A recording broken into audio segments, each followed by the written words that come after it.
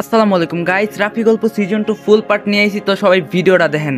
পরের দিন অফিসে ঢুকতেই হঠাৎ একটা মেয়ের সাথে আমার ধাক্কা লাগলো আর সে আমাকে ঠাস ঠাস করে থাপ্পড় মারলো। কি আপনি চোখে দেখেন না? মেয়ে মানুষ দেখলেই খালি গায়ের উপর পড়তে ইচ্ছা করে, তাই না? আমি বললাম আমায় মাফ করবেন, আমি দেখতে পারিনি। অভদ্র লোক, কিছু ভদ্রতা বলতে কিছুই জানে না। তারপর আমি সেখান থেকে গিয়ে বসের রুমে যাই। রুমে গিয়ে, স্যার আমি আসতে পারি? বস বলল আসুন। তারপর আমি সেখানে গিয়ে বসি আর বস আমাকে বলে উঠে, তা আপনার তো আজ অফিসে প্রথম দিন, তা আপনার কাজগুলো আপনাকে বুঝিয়ে দেওয়া হবে। আমি বললাম জি স্যার, আমি চেষ্টা করব। বস বলল ভালো, আপনাকে কাজে সাহায্য করবে আমাদের এখানকার একজন কর্মকর্তা। আমি বললাম জি স্যার। তারপর বস একজনকে রুমে ডাকে আর দেখি সেখানে সেই মেয়েটি এসেছে। মেয়েটি এসে বলে, স্যার আমাকে কি ডেকেছেন?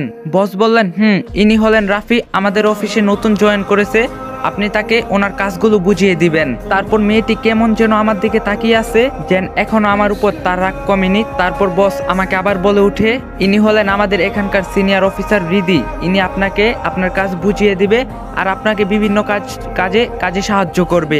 আমি বললাম আচ্ছা স্যার। আর বস বলল, আর আপনি কিন্তু নতুন জয়েন করেই একটা বড় প্রজেক্ট হাতে পেয়েছেন, এটা যদি আপনি সফল করতে পারেন তবে আপনার জন্য কিন্তু অনেক ভালো কিছু অপেক্ষা করছে। আমি বললাম স্যার, আমি আমার সর্বোচ্চ দিয়ে চেষ্টা করব। বস বললেন খুবই ভালো রিদি, আপনি এখন সব কাজগুলো তাকে বুঝিয়ে দেন। রিদি বলল, কিন্তু স্যার এনার আগে কোনো কাজ করার অভিজ্ঞতা আছে কি যে এত বড় প্রজেক্ট তাকে দিলেন? বস বলল সমস্যা কি, এখন থেকে শুরু করুক। রিদি বলল তবুও স্যার অনেক বড় প্রজেক্ট, 20 কোটি টাকার প্রজেক্ট। বস বলল না, আমার মনে হয় ইনি পারবেন, আর আপনি তো তার কাজগুলো সাহায্য করবেনই। রিদি বলল আচ্ছা আপনি যা বলবেন। বস বলল তবে আপনারা যান আর কাজ করতে থাকুন। পরে বসের রুম থেকে বের হয়ে রিদি আমাকে বলে উঠে, আমার সাথে আসুন, আমি আপনার কাজগুলো বুঝিয়ে দেই। আমি বললাম চলুন। রিদি বলল, আর হ্যাঁ আমার সাথে কিন্তু বেশি কথা বলবেন না, বুঝলেন? আমি বললাম জি বলবো না ম্যাডাম। রিদি বলল মনে থাকে যেন, আমার সাথে আসুন। তারপর আমি রিদির পিছনে পিছনে যাচ্ছি, তখনই রিদি সিঁড়ি দিয়ে উঠতে পা পিছলে যেই না পড়ে যাবে তখনই আমি তাকে ধরে ফেলি। সে তখন আমার কোলে আর আমি তার কোমরে হাত দিয়ে আসি। তারপর সে আমার দিকে কিছু সময় তাকিয়ে থাকে, আমার থেকে নিজেকে ছাড়িয়ে নিল। মুহূর্তের মধ্যেই যেন তার গাল দুটো লাল লাল টমাটোর মতো হয়ে গেল লজ্জায়। তারপর আমাকে না দেখার ভান করে বলল, দাঁড়িয়ে কি দেখছেন, আমার সাথে আসুন। বলেই সে সেখান থেকে চলে গেল আর আমিও কিছু না বলে তার পিছনে যেতে লাগলাম। আমি সেখানে গেলে সে আমার হাতে অনেকগুলো ফাইল হাতে ধরিয়ে দিয়ে বলল, এই ফাইলগুলোর সব কাজ করুন। তারপর সে আর কিছু না বলে সেখান থেকে চলে গেল। তারপর আমি নিজের মতো করে কাজ করছি, দেখতে দেখতে 3 ঘন্টা চলে গেল। তারপর বস এসে বলল, আপনার কাজ কি কোনো অসুবিধা হচ্ছে? আমি বললাম না স্যার। তারপর আমার কাজগুলো দেখে বস আমাকে বলল, বাহ, আপনি তো প্রথম দিন এসেই সব কাজ বুঝে গিয়েছেন। আমি বললাম জি স্যার। বস বলল, তা রিদিকে দেখতে পারছি না, তা সে কোথায়? আমি বললাম স্যার আমি জানি না। তারপর বস সেখান থেকে চলে যায় আর আমি আবার কাজ শুরু করলাম। পরে একজন এসে বলল, আপনি কি এখানে নতুন নাকি? আমি বললাম আমি নতুন, আজই জয়েন করলাম। তা আপনাকে মনে হয় রিদি ম্যাডামের সাথে দেখলাম। আমি বললাম একটা প্রজেক্টের কাজ আমাকে দেওয়া হয়েছে, তার জন্যই আমাকে কাজগুলো বুঝিয়ে দেন। তা ভাই আপনি তো নতুন, রিদি ম্যাডাম কিন্তু অনেক রাগী। আমি বললাম রাগী হলে আর কি করার, তা দুপুরের খাবার খেতে যাবেন না? আমি বললাম এই কাজ করেই যাব। তারপর আমি আবার কাজ করতে শুরু করলাম। তখনই রিদি সেখানে আসলো আর আমাকে বলল, আপনাকে যে ফাইলগুলো দিয়েছিলাম সেইগুলো কাজ করছেন? আমি বললাম করছি। রিদি বলল, তা আপনি এখন কি করবেন, দুপুরের খাবার খেতে যাবেন না? আমি বললাম না, পরে যাব। রিদি বলল, আপনি আমার সাথে আসুন। আমি বললাম কোথায়? রিদি বলল, আমি আসতে বলছি না? আমি বললাম যাচ্ছি, কিন্তু কোথায় যাব? রিদি বলল, এখন আপনি আমার সাথে খেতে যাবেন। আমি বললাম কিন্তু। রিদি বলল, আমি কোনো কথা শুনতে চাই না। তারপর আমি রিদির সাথে গেলাম। সে আমাকে অনেক বড় একটা হোস্টেলে নিয়ে গেল। সেখানে গিয়ে আমাকে বলল, রিদি বলল, বলুন কি খাবেন? আমি বললাম আমার এখন খেতে ইচ্ছা করছে না। রিদি বলল কেন? আমি বললাম এমনি। রিদি বলল, তা বললে তো হবে না, আমি তাহলে তো খাবার অর্ডার দিয়েছি। তারপর রিদি খাবার অর্ডার দিয়ে বলল, তা আপনার বাড়ি কোথায়? আমি বললাম জি আমার বাসা রংপুর। রিদি বলল, ও তা আপনি এখানে একা থাকেন? আমি বললাম তখনই ঠিক সেখানে দেখতে পাই যে আমাদের দিকে একটা মেয়ে আসছে আর সে বলে উঠে, আরে রিদি তুই এখানে? তারপর রিদি তাকিয়ে বলে উঠে, লিজা তুই এখানে? লিজা বলল, এই তো 1 মাস আগে এসেছি, তা তুই কেমন আছিস? রিদি বলল, আমি অনেক ভালো আছি, আর তুই কেমন আছিস? লিজা বলল, আমি অনেক ভালো আছি। রিদি বলল, শফিক আঙ্কেল কেমন আছে? লিজা বলল, হ্যাঁ বাবা মা দুজনে অনেক ভালো আছে। সবার মনে আছে তো এই গল্পের প্রথম সিজনের শফিক চাচার কথা? শফিক চাচার কথা শুনে আমার আর বুঝতে বাকি রইল না যে এটা তার মেয়ে লিজা। আর আমি এটাও জানতাম না যে রিদি আর লিজা দুজনেই ভালো বান্ধবী। তখন লিজা আবার বলে উঠে, তা তোর সাথে উনি কে? রিদি বলল উনি হলেন রাফি, আমাদের অফিসে কাজ করবেন। লিজা বলল ও, তা এনাকে চেনা চেনা লাগছে, কোথায় যেন দেখছি। রিদি বলল ও হতেও পারে, কারণ এনার বাড়ি তোর বাড়ির সাথেই রংপুর। রিজা বলল ও মা, তাই নাকি? রিদি বলল তা এখানে কেন? রিদি বলল কেন, শাশুড়ির বাড়িতে ঘুরতে আসলাম। রিদি বলল শাশুড়ির বাড়ি বানি কবে বিয়ে করলি? লিজা বলল বিয়ে করা তো 1 বছর হয়ে গেল। রিদি বলল তা বিয়ে করলে আমাকে দাওয়াত দিলি না? লিজা বলল কি করে দিব বল, তোর নাম্বারটা তো বন্ধ। রিদি বলল তা ঠিক আছে, এখন নতুন নাম্বার নিছি, তা জামাই কোথায়? লিজা বলল আর বলিস না, আমার আইসক্রিম খেতে ইচ্ছা করছিল, তাই ও আবার তা কিনতে গেল, আর আমি তোকে এখানে দেখে আসলাম। রিদি বলল তাই নাকি, তা তোর জামাই যদি তোকে হারিয়ে ফেলে? লিজা বলল না, হারাবে না, আবার খুঁজে ফেলবে, ওর থেকে আর রেহাই নাই। রিদি বলে তাই বুঝি, তা তোর জামাই এখন কি করে? লিজা বলল ও আমেরিকায় চাকরি করে একটা কোম্পানিতে। রিদি বলল তা তুই কি ওর সাথে থাকিস নাকি আমেরিকায়? লিজা বলল ও আমায় ছাড়া থাকতে পারে না। রিদি বলল তাহলে তো দেখছি জামাইয়ের সাথে ভালোই বিদেশ ঘুরছিস। লিজা বলল তাই তুই বিয়ে করিসনি এখনো? রিদি বলল না রে, তবে বাড়ি থেকে অনেক চাপ দিচ্ছে বিয়ে করার জন্য। লিজা বলল কেন, তুই না কলেজে থাকতে একটা ছেলেকে ভালোবাসতি? রিদি বলল আরে ওর কথা বলিস না, ও হচ্ছে একটা চিটার, অন্য মেয়েকে বিয়ে করছে। লিজা বলল আমি জানতাম এই ছেলেটা বেশি ভালো না। রিদি বলল তা তোর জামাই দেখি তোকে অনেক ভালোবাসে? লিজা বলল অনেক ভালোবাসে, বাবার বন্ধুর ছেলে। আমি তাদের কথা নীরবে শুধু শুনে যাচ্ছি, তখন আমি রিদিকে বলে উঠলাম। রিদি বলল তা ভালো কথা, শফিক আঙ্কেল না একটা ছেলেকে অনেক পছন্দ করতো, তোর সাথে নাকি বিয়ে দিতে চেয়েছিল, পরে নাকি ওই ছেলেটা জেলে গেল। লিজা বলল ও, ওটা তো অনেক বছর আগের কথা, তা না হলো 7-8 বছর আগের কথা। আমি তাদের এই কথা শুনে হঠাৎ করে চমকে গেলাম। তারপর রিদি বলল ছেলেটা কিন্তু দেখতে অনেক ভালো ছিল, আঙ্কেল তোর সাথে ওর বিয়ে দিতে না চাইলে আমি কিন্তু ওকে বিয়ে করতাম। লিজা বলল তুইও না যে কি বলিস, ও তো পরে জেলে গেল, আর বাবা বলছে তার সাথে আমার বিয়ে দিবে না, আর ও তো তার মামাতো বোনকে দর্শন করার চেষ্টার জন্যই জেলে গিয়েছে। রিদি বলল তাহলে তো তোর সাথে বিয়ে হয়নি, ভালোই হয়েছে। লিজা বলল আরে বিয়ে কি করে হবে, সে তো জেলে গিয়েছে। রিদি বলল তা ওর নামটা যেন কি ছিল, ভুলে গিয়েছি রে। তারপর লিজা যেই না আমার নামটা বলতে যাবে, তখনই সেখানে একটা ছেলে চলে আসে। জান তুমি কোথায় ছিলে এত সময়, তোমাকে অনেক জায়গায় খুঁজলাম। লিজা বলল আরে এতগুলো খাবো না তো, না হলে তো আমার ঠান্ডা লেগে যাবে। তাই তো, আচ্ছা তুমি তবে অল্প করে খাও। রিদি বলল কিরে, এটাই তোর জামাই বুঝি? দেখতে কিন্তু অনেক হ্যান্ডসাম আছে, তোর সাথে সেই মানিয়েছে, ক্রাশ খেয়েছি কিন্তু। লিজা বলে তুই নাকি কি যে বলিস? রিদি বলল তা তোর জামাইয়ের নামটা কি জানতে পারি? My name is Asif. Ridi বলল বাহ, খুব সুন্দর নাম তো। আমার আর তাদের কথা শুনতে ভালো লাগছিল না, এগুলো শুনে নিজেকে অনেক অপরাধী মনে হচ্ছিল। তাই আমি তখন বলে উঠি ম্যাডাম আমি তবে যাই, আমার অফিস যেতে হবে। রিদি বলল আরে দাঁড়ান না, খাবার অর্ডার দিয়েছি, আসুক, আর কতদিন পর আমার বান্ধবীর সাথে দেখা, একটু কথা বলে যাই। আমি বললাম না ম্যাম, স্যার মানে বস আমাকে অনেক কাজ দিয়েছে, আমার যেতে হবে। রিদি বলল সমস্যা নেই, আমি আপনাকে সাহায্য করব এখন। লিজা বলল কিরে রিদি, তোর অফিসের লোকের দেখে অনেক তাড়া। রিদি বলল না, আজ প্রথম দিন অফিসে জয়েন করলো তো, তাই একটু তাড়া। তখনই আসিফ বলে উঠে, আসিফ বলে আচ্ছা আপনার যদি বেশি তাড়া থাকে তবে আপনি যেতে পারেন। আমি বললাম তবে আমি গেলাম। রিদি বলল সে কি, আপনি তো কিছুই খেলেন না। আমি বললাম সমস্যা নেই। তারপরে এই কথা বলে আমি চলে আসলাম সেখান থেকে। তারপর ভাবছি রিদি যদি আমার সম্পর্কে সবকিছু জেনে যায়, লিজা তা বলে দিতে পারে, যদিও তারা আমাকে চিনতে পারেনি। লিজা আমার চেয়ে মাত্র 3 বছরের ছোট, আমরা সেই সুবাদে আমরা ছোটবেলায় একটু খেলাধুলা করতাম, আর শফিক চাচাও তো আমাকে অনেক ভালোবাসতো। কিন্তু শফিক চাচা যে লিজার সাথে আমার বিয়ে দিতে চেয়েছিল তা তো জানতাম না। তাহলে কি আমি শুধু শফিক চাচার কাছে আদরেরই ছিলাম না, বরং তার মেয়ের জামাই করতে চেয়েছিল? আর সেই শফিক চাচা আমাকে কত খারাপ ভাবেই না চিনে। এসব ভাবতে ভাবতে অফিসে পৌঁছে গেলাম। তারপর অফিসে ঢুকেই একজন আমাকে বলে উঠে, কি ভাই আপনি জিনিসটা কি বলুন তো?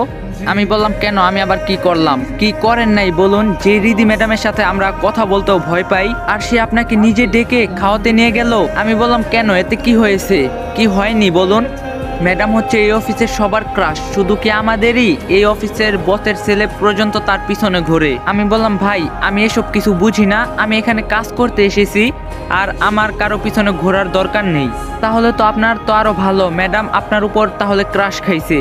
আমি বললাম ভাই আপনি যান তো এখান থেকে প্লিজ, আমার কিছু ভালো লাগছে না। তারপর সে চলে গেল, আর আমি ভাবছি অন্য কথা, আমার বাবা মা কেমন আছে, আমার আজ যেন কিছুই ভালো লাগছে না। তারপর অফিসের কাজ করছি, রিদি এখন আসেনি। হঠাৎ করে আমার চোখ পড়ে ক্যালেন্ডারের উপর, এ কি, আজ তো 27 অক্টোবর, আজ তো আমার জন্মদিন। তাহলে কি থেকে আমার 9তম জন্মদিনের আগে কি আমি জেলেই কাটিয়েছি? হায়রে আমার জীবন, দেখতে দেখতে 8 বছর গেল, কত কিছুই না জীবন থেকে হারিয়ে ফেলছি, আর কখনো এই সময় ফিরে পাবো না। তারপর রিদি আসলো অফিসে, আর এসে আমাকে রাগী গলায় বলল, আপনি আমার মুখের উপর কোন সাহসে কথা বলেন, চলে আসলেন? আমি বললাম, আসলে ম্যাডাম। রিদি চুপ, একবারে চুপ। আমি আপনাকে আমার সাথে করে নিয়ে গেছি বলে কি আপনার এত দাম বেড়ে গেছে? আমি বললাম, না ম্যাডাম, সেখানে ভালো লাগছিল না। রিদি বলল, সেটা তো আমাকে বলে সেখান থেকে চলে আসতে পারতেন। আমি বললাম, সরি ম্যাডাম, আর হবে না। রিদি বলল, কিছু কি খেয়েছেন? কিছু খাইনি, তবু বললাম, জি খেয়েছি। রিদি বলল, আচ্ছা তাহলে কাজ করেন, আর কোনো সমস্যা হলে বললেন। তারপর আমিও কাজ করছি, যদিও অনেক কাজ কঠিন, করতে পারছি না, তবু আমায় পারতেই হবে। তারপর কাজ শেষ করতে করতে এক সময় দেখি রাত 9টা বেজে গেছে। তারপর আমি তাড়াহুড়ো করে সবকিছু গুছিয়ে অফিস থেকে যেই না বের হব, তখন রিদি আমাকে বলে উঠে, আপনি এখন অফিস থেকে যাননি? আমি বললাম, না ম্যাম, আসলে সব কাজ করতে করতে একটু বেশি সময় লেগে গেছে। রিদি বলল, তা ভালো, এখন তো দেখি অফিসে কেউ নেই, সবাই চলে গেছে। জি ম্যাম, আপনি তো জাননি। রিদি বলল, আমার একটু কাজ ছিল, তা আপনি কি এখন বাড়িতে যাবেন? আমি বললাম, রিদি বলল, তা বাড়িতে গিয়ে কি করবেন? আমি বললাম, কি আর করব, ঘুমাবো। রিদি বলল, আচ্ছা চলুন, আমি আপনাকে গাড়ি দিয়ে এগিয়ে দেই। আমি বললাম, আপনি কেন আমাকে এগিয়ে দিবেন? রিদি বলল, কেন, আমার সাথে যেতে আপনার কি কোনো সমস্যা? আমি বললাম, তা না, আমি একাই যেতে চাচ্ছি। রিদি বলল, আমি না হয় আজকে আপনাকে এগিয়ে দিলাম। তারপর আমি আর কিছু না বলে তার সাথে গাড়িতে গিয়ে বসলাম। তারপর সে গাড়ি চালাচ্ছে, তখন সে আমাকে বলে উঠলো, আপনার বাড়িতে কে কে আছে? আমি বললাম, কেউ নেই, আমি একা। রিদি বলল, তাহলে আপনার এত তাড়া কেন বাড়িতে যাওয়ার? আমি বললাম, আমার আসলে বাড়িতে তাড়াতাড়ি যেতে হয়। রিদি বলল, আজ না হয় আমার সাথে এক জায়গায় চলেন। আমি বললাম, কোথায় যাব? রিদি বলল, এমন কেন করছেন, দেখলেই বুঝতে পারবেন। আমি বললাম, না ম্যাম, আমাকে তাহলে এখানে নামিয়ে দেন, আমি এখন কোথাও যেতে পারবো না। রিদি বলল, আগে চলেন না। তারপর আমি আর কিছু না বলে তার সাথে যেতে থাকি। জানি না সে আমাকে কোথায় নিয়ে যাচ্ছে। 10 মিনিট পর রিদি গাড়ি থামায় আর আমাকে নামতে বলে, কিন্তু রিদি আমায় এমন জায়গায় নামায় যে তা দেখার পর আমার চোখ কপালে উঠে গেল। রিদি আমাকে একটা নাইট ক্লাবের সামনে নিয়ে আসলো, যেখানে কিনা ছেলে মেয়েরা অনেক খারাপ পোশাক পরে মদ খেয়ে মাতাল হয়ে নাচ গান করছে, আরো কত রকমের খারাপ কাজ নাই করছে। না বললেই ভালো। আমি তা দেখে অবাক হয়ে বললাম, ম্যাম, আপনি আমাকে এটা কোথায় নিয়ে আসলেন? রিদি বলল, কেন, দেখতে পারছেন না কোথায়? আমি বললাম, ম্যাম, এসব খারাপ জায়গায় আমি এসবে যাই না, আমি ফেরত গেলাম। রিদি বলল, প্লিজ একটু থাকুন না, আমার অনেক বান্ধবীরা এখানে এসেছে তাদের বয়ফ্রেন্ডের সাথে, তাদের সাথে একটু মজা করে চলে যাবে, আপনি থাকিয়েন সাথে। আমি যেই না ফেরত যাব ঠিক তখনই রিদি আমার হাতটা ধরলো আর আমাকে বলে উঠে, এমন কেন করছো? আরে বেশি সময় থাকবো না, প্লিজ আসো। আমি বললাম, এ কি, আপনি আমার হাত ধরছেন কেন? আর আপনি আমাকে তুমি করেই বা বলছেন কেন? রিদি বলল, কেন, বললে সমস্যা কি? তুমি না হলে বলো আমাকে তুমি করে। আমি বললাম, ম্যাডাম, আপনি কি পাগল হয়ে গেলেন নাকি? এসব কি বলছেন? রিদি বলল, আমি পাগল হইনি, তুমি এখন আমার সাথে ভিতরে আসো। তখনই একটা মেয়ে সেখানে চলে আসে আর বলে, কিরে রিদি, তুই এতদিন পর এখানে তো আর আসিসই না। রিদি বলল, অনেক কাজের চাপে থাকি তাই আসি না। তা ওটা তোর পাশে কে? রিদি যা বলে তা শুনে আমি পুরো অবাক হয়ে যাই। সে বলে, কেন, এটা আমার বয়ফ্রেন্ড। বাহ, অনেক সুন্দর দেখতে তো তাড়াতাড়ি ভিতরে আয়, সবাই তো সেখানে আছে। তারপর মেয়েটি সেখান থেকে চলে গেল। তখনই আমি তাকে বলে উঠি, রিদি ম্যাম, আপনি কেন এই মেয়েটাকে বললেন আমি আপনার বয়ফ্রেন্ড? রিদি ম্যাডাম বলল, কেন, বললে কি হয়? আমি বললাম, অনেক কিছু হয়। আর আপনি যে এখানে এসে এরকম খারাপ কাজ করছেন তা কি ভালো হচ্ছে? রিদি ম্যাডাম বলল, তোমাকে এত ভালো মন্দ বুঝতে আসতে হবে না, এখন তুমি আমার সাথে আসো। আমি বললাম, আমি আপনার সাথে যাব না। কি, তুমি যাবে না আমার সাথে ভিতরে? আমি বললাম, কখনোই না, আমি এরকম পাপের দুনিয়াতে যেতে চাই না। রিদি বলল, তুমি যদি এখন আমার সাথে না যাও তবে আমি তোমাকে চাকরি থেকে বের করে দিব। কথা শুনে আমি সাথে সাথে থমকে গেলাম আর বললাম, প্লিজ এমনটা করবেন না, আমার চাকরিটা খুবই দরকার। রিদি বলল, তবে আমার সাথে ভিতরে চলো। আমি বললাম, যেতে পারি, তবে একটা শর্তে। রিদি বলল, কি শর্ত তোমার? আমি বললাম, আমি আপনার সাথে ভিতরে গেলে আমি এক পাশে দাঁড়িয়ে থাকবো, আর আপনি আমাকে সবার সামনে কিছু বলবেন না। রিদি বলল, আচ্ছা বুঝলাম, চলো তো আগে। তারপর রিদি আর রাফি নাইট ক্লাবের ভিতরে গেল। সেখানে সবাই অশ্লীল পোশাক পরে মদ খাচ্ছে, আরো ছেলে মেয়েরা যে কি করছে এসব দেখে রাফি যেন মুহূর্তের মধ্যেই আরো চিন্তায় পড়ে গেল। আসলে এই গল্পটা এই পর্যায়ে তুলে ধরতে অনেক আসলে আপনারা কেউ খারাপ চোখে দেখবেন না, এটা শুধুমাত্র গল্প। তাই কিছু মনে করবেন না, যাক গল্প শুরু করা যাক। তারপর রিদিও তার বান্ধবীদের সাথে মদ খাচ্ছে আর নাচানাচি করছে। তারপর রিদির আরেক বান্ধবী বলে ওঠে, কিরে রিদি, তোর বয়ফ্রেন্ড তো দেখি শুধু দাঁড়িয়ে আছে কিন্তু কিছু করছে না। তখনই রিদি আমার কাছে এসে বলে, এ কি তুমি এভাবে দাঁড়িয়ে আছো কেন, আসো না আমাদের সাথে। আমি বললাম, ম্যাডাম আমার কিন্তু আপনার সাথে এরকম কথা ছিল না, আপনি আমার শর্ত মানছেন না। হৃদ বলল, আরে রাখ তোর শর্ত, আগে মজা নেই, এই নে আগে মদ খা, মাতাল অবস্থায় এগুলা বলছে। আমি বললাম, না আমি এসব খাই না, আমি এখান থেকে চলে যাব। রিদি বলল, কি বললি তুই চলে যাবি, তুই কোথাও চলে যেতে পারবি না। বলে রিদি আরেক ঢোক মদ খেয়ে তা সেরে ফেলে দিল। রিদির বান্ধবীরা রিদিকে বলল, তুই কাকে নিয়ে আসলি, আমাদের বয়ফ্রেন্ডকে দেখ। এদের কথা শুনে তখনই রিদি এমন কাজ করলো যা আমি কল্পনাও করতে পারিনি। রিদি আমার মুখে কিস করতে থাকলো, তুই আমার সাথে আয়, আজ সারা রাত আমরা একসাথে থাকবো, তুই বুঝিস না কেন আমি তোকে ভালোবাসি। যখন তুই আমাকে পড়ে যাওয়ার সময় ধরলি তখনই তো আমি পাগল হয়ে গিয়েছি, আয় না তোকে একটু আদর করি মাতাল হয়ে। তো গাইস আমি আমার পক্ষ থেকে সরি, বাট আমার কিছু করার নাই, এটা ভিডিও কইতে হইব। তো আপনারা জাস্ট এটা গল্পর মতোই নিয়েন, কেউ আবার সিরিয়াসলি নিয়েন না। তখনই আমি ঠাস ঠাস করে রিদিকে দুইটা থাপ্পড় মারি। নিজেকে কি ভেবেছেন আমি আপনার কেনা গোলাম, যা বলবেন আর আমি তাই করব? আপনি সীমা ছাড়িয়ে যাচ্ছেন। সাথে সাথে সবাই নিস্তব্ধ হয়ে গেল আর সব নাচ গানও বন্ধ হয়ে গেল। আর রিদি তার গালে হাত বুলাতে বুলাতে বলল, আমার কি হয়েছে, আমি কোথায়? সবাই আমার চর দেওয়ার পর এসব কথা শুনে চুপ করে আছে। তখনই আমি কাঁদতে কাঁদতে বললাম, ম্যাডাম কিছু হয়নি, আপনি এখন বাড়ি চলুন। তারপর রিদিও আর কিছু না বুঝে তার গাড়িতে করে তার বাড়ি চলে গেল। আর আমি মাঝ রাস্তায় নেমে যাই তার গাড়ি থেকে আর নিজে নিজে বলতে থাকে, তার সাথে কেন এমন হয় যে কিনা এত সমস্যার মধ্যে থাকে। তারপর আমি চোখ মুছতে মুছতে আমার বাড়ি চলে আসি। আর ঘরে কিছুই নেই, শুধু একটি গামছা, বিছানা, মেঝেতে বিছানায় আর দেওয়ালে লাগানো দড়ি, সেখানে ঝুলছে দুইটি শার্ট আর প্যান্ট। তারপর তখনই সাথে সাথে ঘুমিয়ে পড়ি। আর অন্যদিকে রিদিও তার বাড়িতে পৌঁছে গেল, সেও সোজা তার রুমে দরজা লাগিয়ে ঘুমিয়ে পড়ে। তারপরের দিন আমি অফিসে গিয়ে আমার কাজে মনোযোগ দেই আর আমি আমার কাজ করতে শুরু করলাম। আর গতকাল রাতে সবকিছু ভুলে যেতে চেষ্টা করলাম। আর রিদি 10টার দিকে অফিসে আসে আর আমাকে শুধু ফাইল দিয়ে কোনো কিছু না বলেই চলে যায়। এদিকে আমিও তাকে যতটা পারি সেদিনের থেকে এড়িয়ে চলি। কেন জানি না রিদিকে অনেক ভালো লাগা শুরু করছে, কেমনে যেন সে আমার দিকে তাকিয়ে থাকে আর আমিও যেন তাকে না দেখলে ভালো লাগে না। কিন্তু আমি যে তাকে আমার মনের কথা বলতে পারবো না। তাহলে কি রিদি আমাকে সেদিন মাতাল অবস্থায় মনের কথাটাই বলছিল? কিন্তু ভালোবাসা কি তা আমার জানার ইচ্ছা আজও শুধু ঋতুর কাছ থেকেই। আর এদিকে সেই বড় প্রজেক্টটার দিনও অনেকটা শেষ। তারপর সেই বড় প্রজেক্টটার কাজ করতে আমি সফল হই। বস আমাকে বলে, আমি জানতাম আপনি এই বড় প্রজেক্টটার সব কাজ সফলভাবে করতে পারবেন, আপনাকে ধন্যবাদ স্যার। বস বলল, খুবই ভালো, এভাবেই কাজ করতে থাকুন। আমি বললাম ধন্যবাদ, আর রিদি ম্যাডামকেও ধন্যবাদ আমাকে মাঝে মাঝে সাহায্য করার জন্য। তারপর আমি সেদিন অফিস থেকে যাওয়ার সময় রিদি ম্যাডাম হঠাৎ করে আমাকে বলে, আপনি কি আমার উপর এখনো রাগ করে আছেন? আমি বললাম, না কেন, আমি আপনার উপর কোনো ধরনের রাগ করি নাই। রিদি বলল, আমি জানি সেদিন রাতে ঘটে যাওয়ার সব ঘটনাই আমার বান্ধবী বলছে, আমাকে মাফ করে দিন, আমি বুঝতে পারিনি।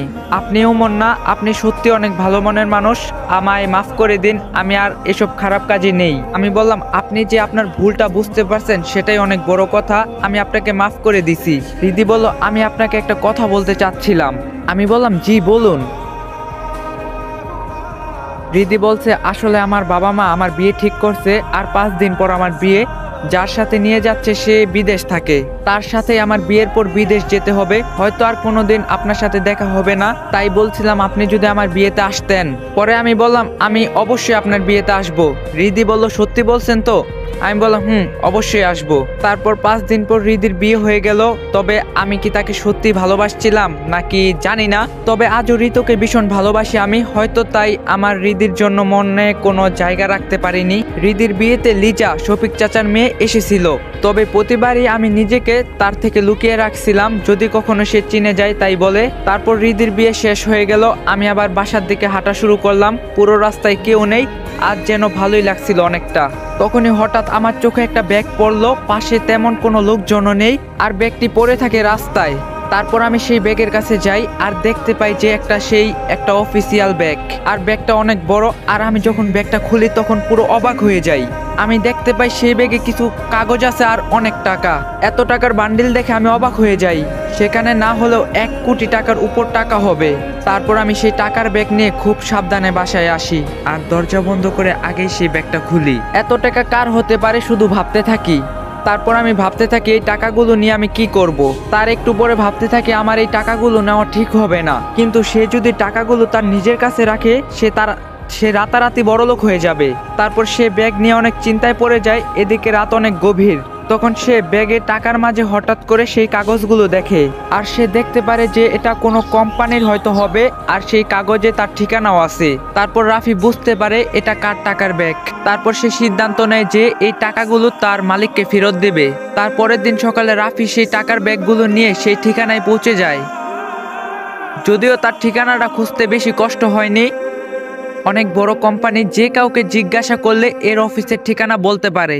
তারপর সেই টাকার ব্যাগ নিয়ে সেই অফিসে গেল। সেখানে ঢোকার সময় দারোয়ান বলে উঠে, আপনি এখানে কি চান? আমি বললাম, জি, এই অফিসে যেতে চাচ্ছিলাম। দারোয়ান বলল, কেন? এখানে যার তার যাওয়া নিষেধ। রাফি বলল, ভাই, আমার যাওয়াটা খুব দরকার, শুধু একবার ভিতরে গিয়ে চলে আসবো 5 মিনিটের ভিতরে। তারপর দারোয়ান রাফিকে ভালো মনে করে তাকে ভিতরে যেতে দেয়। তারপর রাফি সেখানে একজনকে বলে, ভাই, এই অফিসের প্রধান কে? তা বলল, কেন, তার সাথে কি? রাফি বলল, আসলে ভাই, তার সাথে একটু দেখা করা দরকার ছিল। আপনার কাছে কি অ্যাপয়েন্টমেন্ট লেটার আছে? আমি বললাম, না ভাই, নাই তো। তাহলে তো দেখা করতে পারবেন না। রাফি বলল, ভাই, শুধু একবার দেখা করব, তার সাথে একবার শুধু দেখা করেই চলে যাব। না ভাই, সে এই কোম্পানির অনেক বড় অংশের মালিক, আর এখানকার সিইও অনুমতি ছাড়া যাওয়া যাবে না। রাফি বলে, ভাই, একবার শুধু বলেই দেখেন না, যদি অনুমতি দেয়। আচ্ছা, আপনি এখানে দাঁড়ান, আমি স্যারের সাথে কথা বলে আসছি। স্যার অনেক কষ্টে রাজি হয়েছে, শুধু 1 মিনিট কথা বলবেন। আমি বললাম, আচ্ছা ঠিক আছে ভাই, আমি বেশি সময় নিব না। পর রাফি সেখানে যায় আর শুনতে পায় যে কেউ যেন তার সাথে কথা বলছে। আপনি কি করে এতগুলো টাকা হারাতে পারলেন? জানেন ওর সাথে কতই না গুরুত্বপূর্ণ কাগজ ছিল। স্যার, জানি না যে কি করে হারিয়ে গেল, কিছুই বুঝতে পারছি না। আমি কোনো কথাই শুনতে চাই না। আজকের মধ্যে কাগজগুলো সহ সব টাকা ফেরত দিবেন আমাদেরকে। রাফি বলল, স্যার, আমি ভিতরে আসতে পারি? তা আপনি কে আর কি চাই এখানে? রাফি বলল, স্যার, আমি কাল রাস্তায় একটা ব্যাগ খুঁজে পাই যেখানে আপনাদের এখানকার ঠিকানা লেখা আছে। স্যার বলল, কই দেখি তো। রাফি বলল, এই যে নেন আপনাদের ব্যাগ। স্যার বলল, আরে এই তো সেই ব্যাগ যে আমাদের অফিসের 2 জন লোক আমাকে বাড়িতে নিয়ে যাওয়ার সময় হারিয়ে ফেলছিল। রাফি বলল, হতে পারে স্যার, তাহলে আমি এখন আসি। স্যার বলল, আসি মানে? তুমি আমার এত বড় উপকার করলে আর বলছো আমি চলে যাব? রাফি বলল, না স্যার, এটা তো আমার কর্তব্য, আর এই টাকাগুলো তো আমারও হতে পারতো। তুমি তো চাইলে টাকাগুলো নিয়ে যেতে পারতে, তা কেন নেওনি? রাফি বলল, কারণ স্যার, মানুষ কোনো বিপদে পড়লে তার অন্যজনের উপকার করা উচিত, আর এই টাকাগুলো নিলে তো সেটা অন্যকে একভাবে ক্ষতি করা হলো। আর সবচেয়ে বড় কথা, এগুলা তো আমার নিজের টাকা না, এগুলো শুধু তার মালিকের প্রাপ্য। তুমি জানো এই ব্যাগে কত গুরুত্বপূর্ণ কাগজ আর টাকা ছিল? রাফি বলল, না তো, আমার জেনে কাজ নেই, শুধু তার আসল মালিকের কাছে পৌঁছে দেওয়াই আমার দায়িত্ব। তুমি দেখি অনেক সৎ মানুষ, এই যুগে কি কেউ কারো এত বড় উপকার করতে পারে? তোমার নাম কি বাবা? জি, আমার নাম আব্দুল হুসাইন রাফি। তুমি এখন কি করছো? জি, আমি একটা কোম্পানিতে ছোট চাকরি করছি। তুমি যে আজ আমার এত বড় উপকার করলে, তবে তার বিনিময়ে কি চাও? রাফি বলল, আমি তো কোনো কিছু পাওয়ার আশাই আপনার কাছে আসিনি, তবুও তোমার মতো সৎ কাউকে তার কাজের মর্যাদা না দিলে যে তা হয় না। বলো তোমার কি চাই? রাফি বলে, আপনি খুশি হয়ে যা দিবেন আমি তাই নিব, আমার কোনো চাওয়া নাই। বেশ, তোমার মতোই বিশ্বস্ত ও সৎ লোক আমার দরকার। তুমি আজ থেকে আমার এখানে কাজ করবে এবং আমার সাথেই করবে। রাফি বলল, কিন্তু স্যার। কোনো কিন্তু নয়, প্লিজ তুমি আমার কথা রাখো। রাফি বলল, ঠিক আছে স্যার, আপনাকে অনেক ধন্যবাদ, আপনি আমার জন্য কত কিছুই না করলেন। এভাবে বলছো কেন? এটা তোমার সততার পুরস্কার। তারপর আমায় সেখানে অনেক বড় একটা পোস্টে তিনি আমাকে চাকরি দিল, আর আমি আগের চাকরিটা ছেড়ে দিলাম। যদিও সেখানকার বস অনেক করে বলছিল যেন আমি চাকরিটা না ছাড়ি সেখান থেকে, তবুও ছেড়ে দিলাম। তারপর আমি সেই অফিসে কাজ করা শুরু করলাম, কিন্তু আমি যেখানে থাকি সেখান থেকে সেই অফিসটা অনেক দূর ছিল, তাই রোজ আসতে অনেক দেরি হচ্ছিল। তাই তিনি একদিন হঠাৎ করে বলে উঠে, রাফি, তোমার কি রোজ আসতে কষ্ট হয়? তুমি প্রতিদিন দেরি করে আসো। রাফি বলে, আসলে স্যার, আমি যেখানে থাকি সেখান থেকে এখানে আসতে অনেক সময় লাগে, আর কি দেরি হয়ে যায়। তা সেটা তুমি আমাকে আগে বলবে না? আজ থেকে তুমি আমার বাড়িতে থাকবে। রাফি বলল, কি বলছেন স্যার? আমি আপনার বাড়িতে কি করে থাকবো? কেন, তুমি আমার বাড়িতে এবার থেকে থাকবে, মানে আমার সাথে। রাফি বলল, কিন্তু স্যার, আপনার তো পরিবার আছে। তা কোনো সমস্যা নেই, তোমার মতো এত সৎবান কেউ আমার বাড়িতে থাকবে, সেটাই তো অনেক। আর তুমি রোজ আমার সাথে অফিসে আসবে। তারপর আমি তার জোরাজুরিতে রাজি হলাম। পরে অফিস শেষ হলো, তিনি আমাকে তার সাথে করে তার বাসায় নিয়ে গেল। তার বাড়ি দেখে আমি আরো অবাক। এই যেন বাড়ি নয়, পুরো রাজপ্রাসাদ। আর বাড়ির ভিতরটা যা সুন্দর তা তো বলার বাইরে। তারপর আমাকে নিয়ে তিনি বাসার ভিতর ঢুকলেন। একজন মহিলা আমাদের সামনে আসে, দেখতে অনেক সুন্দর, পরনে একটা সুন্দর শাড়ি, বয়সটা মাঝামাঝি মনে হয়, বোঝা যায় না, তবে তার কথা শুনে বুঝে ফেললাম এটা তার স্ত্রী। তোমাকে না বললাম আজ তাড়াতাড়ি অফিস থেকে আসবে। সরি বাবা, ভুল হয়েছে, আর দেরি হবে না। তোমার সাথে এই ছেলেটা কে? এই যে তোমাকে একটা ছেলের কথা বলছিলাম না, যে আমার কত বড়ই না উপকার করলো, ও তুমি তাহলে সেই ছেলেটি? তোমার কথা কতই না শুনছি। তা তুমি কেমন আছো বাবা? রাফি বলল, জি আলহামদুলিল্লাহ ভালো আছি। এই যে শোনো, আজ থেকে ও কিন্তু এখানেই থাকবে, ওর আবার বাসাটা অনেক দূর হয় অফিস থেকে। তাহলে তো ভালোই হয়। তা বাবা তুমি ফ্রেশ হয়ে আসো। আমি বললাম আচ্ছা। তারপর আমি ফ্রেশ হয়ে আসি, আর একটা কাজের লোক আমাকে আমার রুম দেখিয়ে দিল। বিশাল বড় রুম, আর সেই রুমে কি না নেই। তারপর সেখানে আমি শুয়ে আছি, অনেক দিন পর শান্তিতে শুইলাম, অনেক নরম বিছানা বটে। পরে একজন লোক আমাকে নিচে ডাকলো, তারপর আমি নিচে গেলাম, দেখি স্যারের স্ত্রী সেখানে আমার জন্য বসে আছে। কি তোমার এত দেরি হলো যে, তাড়াতাড়ি এখানে এসো। তারপর আমি সেখানে বসি, আর আমাকে তার স্ত্রী বলে ওঠে, তা বাবা তোমার দেশের বাড়ি কোথায়? আমি বললাম, জি আন্টি রংপুর। তোমার বাবা মাও কি সেখানে থাকে? আমি বললাম, জি বাবা মা নেই আমার, সবাইকে হারিয়ে ফেলছি। হারিয়ে ফেলছো মানে? আমি বললাম, আমার বাবা মা আমার কাছে আর নেই। কেন, তারা কোথায়? রাফি বলল, তারা আমাকে ছেড়ে চলে গিয়েছে। তা তুমি এখন একাই থাকো? রাফি বলল, জি একাই থাকি। তুমি মন খারাপ করো না এর জন্য। আচ্ছা তোমরা আর কি বাবা মার কথা মনে পড়ে না? আমি বললাম, জি মাঝে মাঝে পড়ে। তা তোমার এখানে কোনো অসুবিধা হচ্ছে না তো? আমি বললাম, না কোনো অসুবিধা হচ্ছে না, আমাদের কিন্তু একটা মাত্রই মেয়ে। তা তুমি যদি কিছু মনে না করো তবে একটা কথা বলি। আমি বললাম, না না কিছু মনে করব না, আপনি বলুন। আমার তো কোনো ছেলে নেই, আর তোমাকে দেখে কেন জানি আমার এত অল্প সময় কত আপন কেউ মনে হচ্ছে। তুমি কি তবে আমাকে মা বলে ডাকবে? তখন আমি এই কথাগুলো শুনে হঠাৎ করেই তার সামনে কেঁদে ফেলি। এ কি তুমি কাঁদছো কেন? না কিছু না, আমি আপনাকে মা বলেই ডাকবো। সত্যি? আমি বললাম, ডাকবো মা। ঠিক তখনই কে যেন সেখানে চলে আসে, আর আমি পিছনে ফিরে দেখি মিম। মিম তখন বলল, আপনি এখানে? মিমের মা বলল, কেন তুই ওকে চিনিস নাকি? মিম বলল, হ্যাঁ মা, তোমাকে একজনের কথা বলছিলাম না, যার হাতের অবস্থা খুব খারাপ ছিল, তিনি এই। মিমের মা বলল, তাই নাকি? তোমার কথা আমার মেয়ে অনেক বলছে, তুমি নাকি হাতে অনেক বড় আঘাত পেয়েছিলে। আমি বললাম, জি মা, তবে এখন আমি সুস্থ আছি। মিমের মা বলল, যাক তাহলে সুস্থ হয়েছো। তোমার বলে কেউ ছিল না, তাই বলে তোমার অনেক কষ্ট হয়েছে, আমার মেয়ে এসে বলছিল। আমি বললাম, জি মা একটু কষ্ট হয়েছিল। মিম বলল, মা উনি তোমাকে মা বলে ডাকছে কেন? মিমের মা বলল, আমি বলতে বলেছি তাই বলে আমাকে মা বলে। মিম বলল, কেন আবার উনি তোমাকে মা বলে ডাকবে? মিমের মা বলল, কেন বললে কি সমস্যা? দেখ ওকে দেখে আমার কেন জানি অনেক আপন কেউ মনে হচ্ছে। মিম বলল, তাই বলে সে তোমাকে মা বলে ডাকবে? মিমের মা বলল, হ্যাঁ ডাকবে। আর জানিস তোর বাবার কি বড় উপকার করছে? মিম বলল, কি উপকার করছে? মিমের মা বলল, ও অনেক সৎ একটা ছেলে, কিন্তু তোর বাবা না বলেছিল তার যে টাকার ব্যাগটা হারিয়ে গিয়েছিল তা এসে নিজে তোর বাবাকে ফেরত দিয়েছে। মিম বলে, বলো কি মা? মিমের মা বলে, তাহলেই বল, এমনি কি বলেছি? মিম রাফিকে বলল, ও অনেক রাত হলো, আপনি বাড়ি যাবেন না? তখনই মিমের মা বলে উঠে, না ও যাবে না, এবার থেকে আমাদের সাথেই এখানেই থাকবে। মিম বলল, কেন উনি আবার আমাদের বাসায় থাকবে? মিমের মা বলল, ওর আসলে বাসা অনেক দূরে হয় তোর বাবা অফিস থেকে, তাই তোর বাবা বলছে এবার থেকে রাফি এখানেই থাকবে, আর রাফি তোর বাবার প্রিয় একজন। মিম বলল, আচ্ছা থাকতে চাইলে থাকুক। মিমের মা মিমকে বলল, যা তুই এখন ফ্রেশ হয়ে আয়, একসাথে খেতে বসবো। তারপর মিম চলে যায়, আর মিমের মা বলে, আমার মেয়েটা না মাঝে মাঝে একটু রাগ হয়, কিন্তু ওর মনটা অনেক ভালো। আমি বললাম, জি ওর মন অনেক ভালো।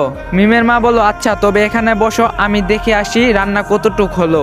তারপর মিমের মা সেখান থেকে চলে গেল, আর আমি সেখানে বসে আছি। আর রাফি ভাবতে থাকে সে তার একটা সততার পরিচয় দিয়ে একটা পরিবার বুঝে পেল, আর অপূর্ণটা পূর্ণ হলো। একটু পরে মিমের বাবা এলো, আর মিমও নিচে আসলো। তারপর রাফিকে মিমের মা খেতে ডাকলো, তারপর রাফি সেখানে গেল, সবাই একসাথে খাওয়া দাওয়া শুরু করে। হঠাৎ করে রাফি অনুভব করলো যেন তার পায়ে কেউ লাথি দিচ্ছে। তারপর রাফি দেখলো মিম এমনটা করছে, আর মুসকে মুসকে হাসছে। তখনই মিমের বাবা রাফিকে বলল, রাফি তুমি দেখি অনেক মেধাবী, এত অল্প সময়ে অফিসের কতগুলো কাজ করছো। আমি বললাম, জি স্যার। মিমের মা বলল, তুমি এখন কি শুরু করলে? ছেলেটা এখন খেতে বসছে, আর তুমি অফিসের কাজ নিয়ে বললে। বাবা তুমি এই মাছের মাথাটা নেও তো, আমি নিজের হাতে রান্না করছি। রাফি বলল, জি মা নিচ্ছি। মিমের বাবা বলল, তোমরা আবার মা ছেলে কবে থেকে হলে শুনি? মিমের মা বলল, কেন আমার কোনো ছেলে নেই, আজ থেকে রাফি আমার না হয় ছেলে। তোমরা বাবা মা একসাথে থাকো। মিমের বাবা হাসতে থাকলো আর বলল ঠিক আছে, তোমরা না হয় ছেলে আর মা একসাথে থাকো। আর মিম রাফির পায়ে শুধু একটু পর পর লাথি দিচ্ছে আর মুস্কি মুস্কি হাসছে। এটা দেখে মিমের বাবা বলে কি হয়েছে আমার মা মনির এমন মুস্কি মুস্কি হাসছে। তখনই মিম কিছু বলার আগে তার মুখে খাবার আটকে যায় আর সে কেমন যেন করতে থাকে। মিমের মা বলল তোর কি হলো মা, এমন কেন করছিস, নে পানি খা। মিম বলল মা আমার গলায় মনে হয় খাবার আটকে গেছে, শ্বাস নিতে পারছি না। মিমের বাবা বলে কি বলছিস, তাড়াতাড়ি পানি খা। মিম বলে না বাবা আমি পারছি না। তখনই রাফি চেয়ার থেকে উঠে মিমের কাছে যায় আর তার পিঠে হাত দিয়ে মারতে থাকে। পরে রাফি মিমের বুকে হাত দিয়ে জোরে জোরে মারতে থাকে। পরে মিমের গলা থেকে খাবার নেমে যায়। তারপর মিম তাড়াতাড়ি করে পানি খেতে শুরু করে আর জোরে জোরে শ্বাস নিতে থাকে। মিমের মা বলল তুই এখন ঠিক আছিস তো? মিম বলল হ্যাঁ মা ঠিক আছি। মিমের মা বলল আমি তো ভেবেছিলাম কিছু যদি হয়ে যায়। মিম বলল না মা এখন আমি ঠিক আছি। মিমের মা বলল রাফি তুমি আবার কি করলে? তখন যেন মিম আবার ঠিক হলো। রাফি বলল তা গলায় খাবার আটকে গিয়েছিল, তাই অমন করছিলাম যাতে তার গলা থেকে খাবার নেমে যায়। মিম বলল আপনি এসব কিভাবে জানলেন? আমি বললাম কলেজে শিখেছিলাম। মিমের মা বলল আচ্ছা থাক মা, তোর আর খাওয়া লাগবে না, তুই এখন রুমে গিয়ে রেস্ট নে। মিমের বাবা বলল হ্যাঁ মা তুই এখন যা। তারপর মিম তার রুমে চলে গেল আর আমি একটু পর আমি চলে গেলাম। তারপর শুয়ে রেস্ট নিচ্ছি, কাল আবার সকালে অফিসে যেতে হবে। একটু পর হঠাৎ মিম আমার রুমে চলে আসলো। আমি বললাম আপনি এখানে কেন? মিম বলল কেন আসতে পারি না বুঝি? আমি বললাম না আসতে পারেন, এটা তো আপনারই বাড়ি। মিম বলল চুপ, আরেকটা কথাও বলবেন না। আমি বললাম আচ্ছা কথা বলবো না। মিম বলল থ্যাংক ইউ ভেরি মাচ। আমি বললাম সেটা কিসের জন্য? মিম বলল কেন, আপনি যে আমার জীবন বাঁচালেন তাই। আমি বললাম তা আবার কোথায় করলাম? মিম বলল কেন, এই যে আমার গলায় খাবার আটকে গিয়েছিল তার জন্য আমি শ্বাস নিতে পারছিলাম না। আমি বললাম তো এটা আবার আমি কি করলাম? মিম বলল তা মানে কে, আপনি কি জানেন না এভাবে গলায় খাবার আটকে গেলে একটা মানুষ মারাও যেতে পারে, আর আপনি সেখানে থেকে বাঁচালেন। আমি বললাম আপনি আমার জন্য যা করছেন তার কাছে এসব কিছুই না। মিম বলল তা তো বললে হবে না, এখন এর জন্য আপনাকে একটা শাস্তি পেতেই হবে। আমি বললাম এসব শাস্তি পরে হবে, আগে বলুন তো। তখন আপনি খাবারের সময় টেবিলের নিচ দিয়ে আমার পায়ে লাথি কেন দিছিলেন আর মুসকি মুসকি হাসছিলেন? আমার এই কথা শুনে মিম আবারও হাসতে লাগলো। আমি তার মিষ্টি দেখতে হাসি দেখতে লাগলাম। তখন সে বলল তা হাসবো না কেন শুনি? আপনি আপনার টি শার্ট উল্টো করে পরছেন আর আপনাকে কেমন যেন দেখাচ্ছে।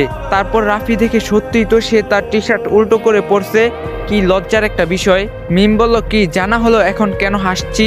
রাফি বলল তাই তো দেখছি। মিম বলল তা এখন তো জানা হলো, এখন আপনার শাস্তি জানবেন না? আমি বললাম হ্যাঁ তাহলে বলুন আমার কি শাস্তি হবে? মিম বলল আপনাকে কাল আমার সাথে শপিং মলে যেতে হবে। আমি বললাম কিন্তু কাল তো আমার অফিস আছে। মিম বলল কাল আবার কিসের অফিস, কাল তো ছুটির দিন। আমি বললাম ও তাই তো, কাল তো ছুটির দিন। মিম বলল তাহলে কাল আপনি আমার সাথে যাবেন শপিংয়ে। আমি বললাম কিন্তু আমি আপনার সাথে কেন যাব? মিম বলল কেন, আপনাকে শাস্তি পেতে হবে না? আমি বললাম আচ্ছা তাহলে কালকে আপনার সাথে যাব শপিংয়ে। মিম বলল এই তো ভালো ছেলের মতো কথা। আমি বললাম জি বলুন। মিম বলল আপনি তাড়াতাড়ি রেডি হন, আমরা এখন শপিংয়ে যাব। আমি বললাম কিন্তু এত তাড়াতাড়ি কেন, পরে গেলে হয় না? মিম বলে না পরে গেলে হয় না, আর এখন সকাল 10টা বাজে। আমি বললাম আচ্ছা কিন্তু আপনার বাড়িতে আমি কি বলবো? মিম বলল কি আবার বলবেন, আমার সাথে শপিং এ গিয়েছিলেন। আমি বললাম কিন্তু। মিম বলল কোনো কিন্তু নয়, আপনি এখন আসুন। এই বলে মিম চলে গেল আর আমিও কোনো উপায় না পেয়ে রেডি হলাম। তারপর দেখি মিমও রেডি হয়ে এসেছে, কিন্তু আজ যেন তাকে আর আগের মিমের মতো দেখা যাচ্ছে না। তাকে দেখে মনে হচ্ছে যেন আকাশ থেকে নীল পরি নেমে এসেছে। তার পরনে নীল রঙের 3 পিস পরে সে আমার সামনে আসলো আর ঠোঁটে হালকা করে লাল লিপস্টিক, সাথে চোখে গাঢ় করে কাজল দেওয়া। আমি শুধু তার দিকেই তাকিয়ে আছি। তারপর সে বলে ওঠে হ্যালো কি হয়েছে, এভাবে কি দেখছেন? আমি বললাম ও কিছু না চলেন। আমি আর মিম যখনই বাইরে যাব তখনই মিমের মা দেখে বলে কি কোথায় যাওয়া হচ্ছে? মিম বলল মা ওনাকে নিয়ে শপিং এ যাচ্ছি। মিমের মা বলল আচ্ছা তাড়াতাড়ি আসবি কিন্তু। মিম বলল আচ্ছা ঠিক আছে মা। তারপর মিম আর রাফি মিমের গাড়িতে উঠলো, তারপর গাড়ি চালানো শুরু করলো। তারপর মিম বলে উঠে ভালো কথা আপনার কাছ থেকে জানাই হলো না, আপনার বাবা মা কেন আপনাকে ত্যায্য পুত্র করছে? আমি বললাম তা আমি বলতে চাই না। মিম বলল না আপনাকে বলতেই হবে। আমি বললাম আচ্ছা বাড়ি গিয়ে একবারে বলি। মিম বলল আচ্ছা আপনার যেটা ভালো হয়। তো গাইস যদি এই ভিডিওতে 50,000 ভিউজ কমপ্লিট করে দিতে পারেন তাহলে নেক্সট পার্ট অনেক তাড়াতাড়ি এবো। তো ভিডিওটা সবাই লাইক কমেন্ট শেয়ার, চ্যানেলে নতুন হয়ে থাকলে চ্যানেলটা সাবস্ক্রাইব করে দেওয়া যাবেন।